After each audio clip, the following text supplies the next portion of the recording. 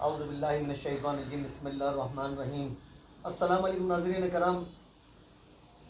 وضو کی اہمیت، فضیلت، وضو کا طریقہ، اس کے سلسلے کی یہ چوتھی ویڈیو آپ لوگوں کی خدمت میں پیش کر رہا ہوں۔ اور آج میں آپ سے پہلے درخواست یہ کروں گا کہ اس چینل کو بھی سبسکرائب کیجیے اور ان ویڈیوز کو بھی شیئر کیجیے، تاکہ ہم جو وضو کر رہے ہیں اس کا طریقہ ہمیں بھی آ جائے اور لوگ بھی اس طریقے سے واقف ہو جائیں کہ اس میں وضو کس طریقے سے کیا جاتا ہے۔ آج انشاءاللہ تعالیٰ وضو کن چیزوں سے ٹوٹ جاتا ہے یا وضو کن چیزوں سے نہیں ٹوٹتا، یعنی ہمارا گمان ہوتا ہے کہ ہم نے یہ کام کر لیا تو اس کی وجہ سے وضو ٹوٹ گیا، یا ہم نے یہ کام کیا تو ہمارا وضو نہیں ٹوٹا۔ تو آج حضرت مولانا محمد عالم، قاری محمد عالم صاحب سے جو ہے انشاءاللہ تعالیٰ یہ بھی سوال کریں اور یہ پوچھیں گے کہ وضو کن چیزوں سے ٹوٹ جاتا ہے، وضو کن چیزوں سے نہیں ٹوٹتا، اور ہماری بعض اوقات ہمارے اندر ایک وہ ہوتا ہے نا کہ وسوسہ، اس وسوسے سے ہم کیسے نکلیں انشاءاللہ تعالیٰ۔ تو قاری صاحب، جیسے کہ آپ نے پچھلی ویڈیوز کے اندر ہمیں طریقہ سکھایا اور فضیلت بتائی، مسنون کا بھی متعلق بتایا، تو میں آپ سے درخواست کروں گا کہ آج جو ہے وضو کے ٹوٹنے کا وضو کن چیزوں سے برقرار رہتا ہے اور کن چیزوں سے ٹوٹ جاتا ہے اس کی بھی ذرا رہنمائی فرما دیجیے۔ نحمدہ ونصلی علی رسول الکریم، اما بعد فاعوذ باللہ من الشیطان الرجیم، بسم اللہ الرحمن الرحیم، سبحانک لا علم لنا الا ما علمتنا انک انت العلیم الحکیم، صدق اللہ العظیم۔ سب سے پہلے تو آپ حضرات کا شکر گزار ہوں کہ آپ نے مجھے موقع دیا۔ اس کے بعد آپ کا سوال کہ وضو کن چیزوں سے ختم ہو جاتا ہے اور کن صورتوں میں وضو برقرار ہوتا ہے، اور اس کے ساتھ ساتھ جو سوال تھا لفظ وسوسہ۔ حدیث کے اندر الفاظ ہیں کہ شیطانوں کے اندر جو ہے ایک شیطان ہے جس کا نام ہے ولاحان، اور اس ملعون کی ڈیوٹی جو ہے یہی وسوسے والی ہے، خصوصاً وضو کے دوران نماز۔ اور ایک صحابی راوی ہیں، وہ فرماتے ہیں کہ عبداللہ بن مسعود راوی ہیں رضی اللہ تعالیٰ عنہ، وہ فرماتے ہیں کہ یہ شیطان اتنی باریکی کے ساتھ آپ کی نماز میں داخل ہو جاتا ہے کہ جب یہ آپ کے دھیان ہٹانے میں ناکام ہو جاتا ہے تو تب یہ آپ کے جو مقعد ہے، یعنی انسان کی جو شرمگاہ ہے، فرمائے وہاں یہ پھونک مار لیتا ہے اور انسان ایسا محسوس کرتا ہے کہ گویا میرا وضو ختم ہوا۔ تو فرمایا کہ جب تک آپ کو خود احساس نہ ہو یا آپ کو بدبو محسوس نہ ہو، فرمایا تب تک آپ جو ہے اپنی نماز کو ختم نہ کریں۔ اسی طرح جب آپ وضو کے لیے بیٹھ جائیں، عموماً ساتھی کہتے ہیں کہ یار ہم 3 دفعہ 4 دفعہ 10 دفعہ اپنی اعضاء کو دھو لیتے ہیں لیکن ہمارے دل کو اطمینان نہیں ہوتا۔ یہ ایک شیطانی وسوسہ ہے، آپ اطمینان دلا دیں اپنے دل کو کہ بھائی یہ 3 دفعہ مسنون طریقہ تھا، یہ میں نے اختیار کر لیا، اے اللہ اب تو جو ہے میرا حامی اور میرا ناصر ہو جا۔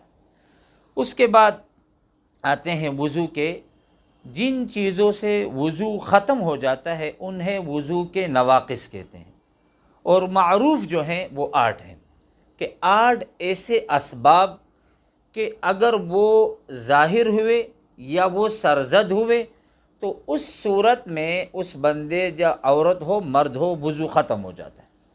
اس میں سے پہلا حکم کیا ہے کہ پاخانے کے ساتھ وضو ختم ہو جاتا ہے اور چھوٹے پیشاب کے ساتھ۔ اگر کسی آدمی کی یہ حاجت آئی، وہ بیت الخلاء چلا گیا تو بڑے پیشاب کے ساتھ وضو ختم، چھوٹے پیشاب کے ساتھ وضو ختم ہو گیا۔ اب اس کے بعد دوسرا حکم جو ہے وہ ریح، لفظ ریح استعمال ہوا ہے، ہوا نکلنا۔ لیکن ایک بات یہ بھی یاد رکھے، ایسا نہ ہو کہ اگر کسی انسان کے ساتھ اصلاً وہ حالت ہو رہی ہے، یعنی اس کا وضو ختم ہو گیا اور یہ اس کو بھی وسوسہ سمجھ رہا ہے، تو یہ بڑا گناہ گار ہوگا۔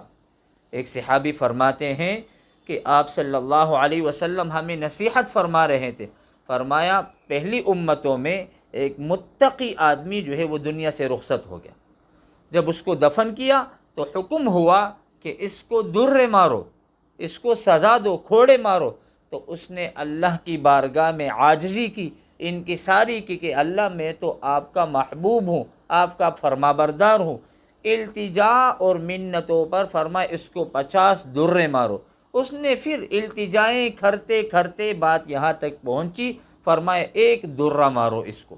جب 1 درہ مارا گیا تو اس کا قبر جو ہے وہ آگ سے بھر گیا۔ جب افاقہ ہوا، وہ عذاب کم ہوا، کہا کہ یہ عذاب مجھے کس بات پر ملا؟ کہا کہ عذاب تجھے اس بات پر ملا کہ ایک دن تو نے بھول کر بغیر وضو کے نماز پڑھی تھی۔ اللہ اکبر۔ تو جب ایک آدمی کو اصلاً پتہ ہو کہ میرا وضو ختم ہے اور اس حالت میں بھی وہ نماز میں کھڑا ہو تو یہ بڑا گناہ گار ہے۔ تو یہ 2 حکم ہوئے کہ پہلا حکم کہ بڑا یا چھوٹا پیشاب اس سے آپ کا وضو ختم ہے، اور دوسرا حکم جو ہے وہ ریح۔ اس کے بعد تیسرا حکم جو ہے کہ جسم کے کسی بھی حصے سے خون یا پیپ، یہ دونوں چیزیں خون یا پیپ یہ نکل کر بہہ جائے۔ حکم کیا ہے؟ بہہ جانا۔ اب اگر کسی بھی حصے سے خون نکلا اور وہ جم گیا تو آپ کا وضو برقرار ہے۔ ایک سوال تھوڑا سا یہاں پہ حضرت آپ کو روکوں گا میں، ایک سوال یہ بھی ہے، جی جی میں وضو کر رہا ہوں مثال کے طور پہ، جی جی یا احباب میں جو بھی ہمارے ساتھی جو اس وقت دیکھ رہے ہیں، اب وہ وضو کر رہے ہیں، مثال کے طور پہ انہوں نے مسواک استعمال کی، بعض احباب جو ہے وہ ذرا سختی کر گئے، بالکل وضو وہ مسواک جو ہے ذرا زور سے ہمارے کسی مسوڑے پر لگ گئی، وہاں سے خون جاری ہو گیا۔ جی جی اب ہم جب تک کہ کیا ہم اسی وقت تک کلی کرتے رہیں جب تک کہ یہ جو ہے کیا نام ہے وہ خون آنا نہ رکے؟ جی، ایسے ساتھی کے لیے جو ہے وہ حکم یہ ہے کہ ایسا ساتھی جو ہے وہ جب بھی نماز کے لیے آئے تو اپنے مسواک کو موقوف کر دے، ایسا ساتھی، اور نماز کے بعد جو ہے وہ اس مسواک کا اہتمام کرے، کیونکہ بعض ساتھیوں کا مسوڑوں کا خون جو ہے وہ اتنی کثرت سے ہوتا ہے کہ وہ بیچارہ مسجد میں بیٹھ جاتا ہے اور اس کو اپنے منہ کے اندر خون کا ذائقہ محسوس ہوتا ہے، لیکن جب آپ کو خون کا ذائقہ محسوس ہوا ناظرین، آپ کا وضو ناقص ہے، آپ کا وضو ختم ہو گیا۔ یا اگر آپ کے تھوک میں وہ خون کا رنگ جو ہے وہ غالب تھا تو آپ کا وضو ختم ہے۔ تو علماء نے ایسے ساتھیوں کے لیے یہ مشورہ ہے کہ ایسے حضرات اپنے مسواک کو موقوف کر دے اور نماز کے بعد جو ہے وہ مسواک کا اہتمام کر لے۔ اللہ کی ذات سے امید ہے کہ یہ عمل جو ہے ان کا مقبول ہوگا۔ اس کے بعد جو ہے پھر چھوٹی چیز ہے کہ منہ بھر کر الٹیاں ہونا، پورا منہ آپ کا بھر جائے۔ کبھی کبھار ہمارے معدے سے جو ہے وہ کھڑوا سا پانی آ جاتا ہے، یہ اس میں داخل نہیں ہے۔ پورا منہ جب آدمی کا بھر جائے اور الٹیاں آ جائے تو اس صورت میں ہمارا وضو ختم ہو گیا۔ یہ 4 حکمیں ہو گئی۔ 5ویں حکم ہے کہ ایک آدمی وضو کیا ہوا ہے، اس نے اب لیٹا ہوا ہے، یا اس نے کسی مسجد میں ٹھیک لگائی ہے اور اس کی آنکھ لگ گئی، کیونکہ انسان جب سو جاتا ہے اس کی حالت مردے کی ہو جاتی ہے۔ بعض ساتھی سوال کریں گے یار یہ لیٹ کر سونے کا کیا واسطہ ہے؟ سونے کا واسطہ یہ ہے کہ آدمی جب سو جاتا ہے یہ غافل ہو جاتا ہے، اس کو پتہ نہیں ہوتا کہ میری حالت کیا ہے، ہو سکتا ہے ہوا خارج ہو گئی، ہو سکتا ہے کچھ ہوا ہو۔ تو لیٹ جانا، آپ اپنے گھر میں لیٹ گئے، اپنے چارپائی پہ لیٹ گئے، اپنے صوفے پہ لیٹ گئے، اپنے بیڈ پہ لیٹ گئے اور آپ کی آنکھ لگ گئی، یا آپ مسجد میں بیٹھے ہوئے لیکن آپ نے کسی چیز کا سہارا لیا ہوا ہے، سہارے کے ساتھ جب آپ سو گئی تو آپ کا وضو ختم۔ اگر آپ بغیر سہارے کے یوں سوئے ہوئے ہیں، آپ کی آنکھیں بند ہیں یا آپ کو جھٹکا لگ رہا ہے لیکن آپ نے سہارا نہیں لیا، آپ کا وضو بالکل برقرار ہے۔ جب تک آپ دیوار کا یا لکڑی کا یا کسی پتھر کا کسی بھی چیز کا آپ سہارا لیں گے آپ کا وضو برقرار نہیں رہے گا۔ اس کے بعد جو ہے اگر ایک آدمی بے ہوش ہو گیا، اس نے وضو کیا، مسجد آیا یا اپنے گھر میں تھا اور اس پر اچانک بے ہوشی آئی، تو اس صورت میں بھی اس بندے کا وضو جو ہے وہ ختم ہو گیا۔ اسی طرح اگر ایک آدمی باوضو تھا اور اس کے عقل نے کام چھوڑ دیا، دیوانہ ہوا یا پاگل ہوا، تو اس کا بھی وضو ختم۔ اور آخری جو نواقض ہیں کہ دوران نماز زور سے ہنسنا، اس میں ایک بات یاد رکھیے کہ 3 چیزیں ہیں۔ ایک ہے تبسم، تبسم سے نہ نماز ٹوٹتی ہے نہ وضو ٹوٹتا ہے۔ ایک ہے ہنسنا، اتنی ہنسی کہ جتنا نمازی خود سن سکے، اس سے فقط نماز ختم ہو جاتی ہے۔ ایک ہے قہقہا مارنا، زور سے ہنسنا، اس سے نماز بھی آپ کی باطل ہو گئی اور آپ کا وضو بھی باطل ہو گیا۔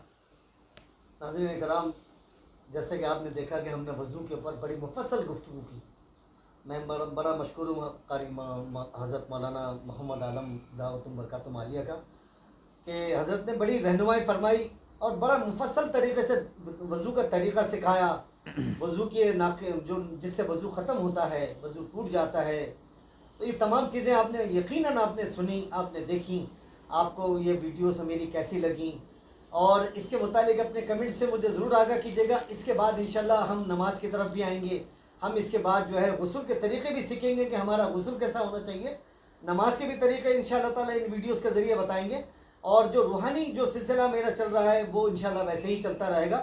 تو میں آپ سے درخواست کروں گا کہ میری اس ویڈیو کو شیئر کیجیے، آگے لوگوں تک پہنچائیے تاکہ وضو کا طریقہ ہم تمام لوگوں تک پہنچتا رہے.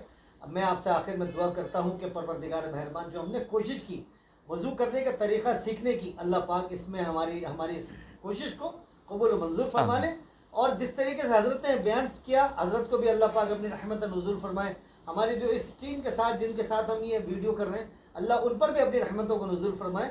آپ میرے لیے دعا کیجئے، میں آپ کے لیے دعا کرتا ہوں. السلام علیکم ورحمۃ اللہ وبرکاتہ.